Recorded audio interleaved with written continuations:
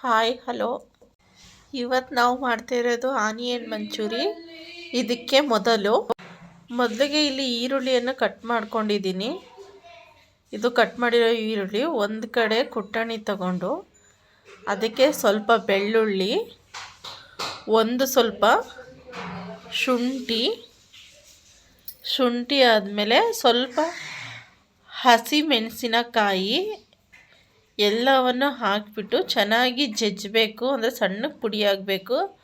ಅದು ಪುಡಿ ಆದಮೇಲೆ ಈ ಕುಯ್ದಿಟ್ಕೊಂಡಿರೋ ಅಂಥ ಈರುಳ್ಳಿಗೆ ಅದನ್ನೆಲ್ಲ ಹಾಕಿ ಮಿಕ್ಸ್ ಮಾಡಿ ಅದಕ್ಕೆ ಸ್ವಲ್ಪ ಮೈದಾ ಹಿಟ್ಟು, ಸ್ವಲ್ಪ ಕಾರ್ನ್ಫ್ಲೋರು ಮತ್ತು ಅಚ್ಚ ಖಾರದ ಪುಡಿ,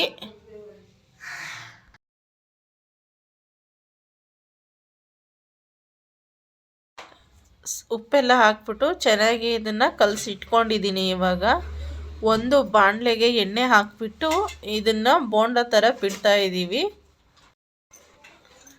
ಅದು ಚೆನ್ನಾಗಿ ಕೆಂಪಗಾಗಬೇಕು. ಈ ಗೋಬಿ ಯಾವ ಥರ ಬರುತ್ತೆ ನೋಡಿ, ಆ ಥರ ಚೆನ್ನಾಗಿ ಅದು ಕಲರ್ ಬರಬೇಕು. ಅದು ಬಂದಾದಮೇಲೆ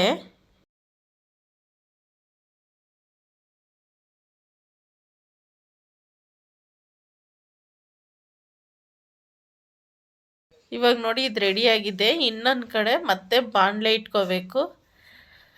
ಅದೇ ಬಾಣಲಿನ ಇಟ್ಕೊಂಡು ಅದಕ್ಕೆ ಸ್ವಲ್ಪ ಬೆಳ್ಳುಳ್ಳಿ ಮತ್ತು ಶುಂಠಿ,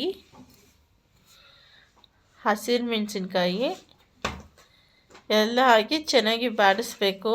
ಇದಾದ ನಂತರ ಈರುಳ್ಳಿ ಹಾಕಿ ಅದು ಚೆನ್ನಾಗಿ ಕೆಂಪಗೆ ಫ್ರೈ ಆಗೋವರೆಗೂ ಅದನ್ನು ಈರುಳ್ಳಿನ ಹುರಿಬೇಕು. ಇದಾದ ನಂತರ ಇದಕ್ಕೆ ಅಚ್ಚ ಖಾರದ ಪುಡಿ ಹಾಕಬೇಕು. ಮತ್ತು ಸ್ವಲ್ಪ ಅಚ್ಚ ಖಾರದ ಪುಡಿ ಹಾಕ್ಕೋಬೇಕು.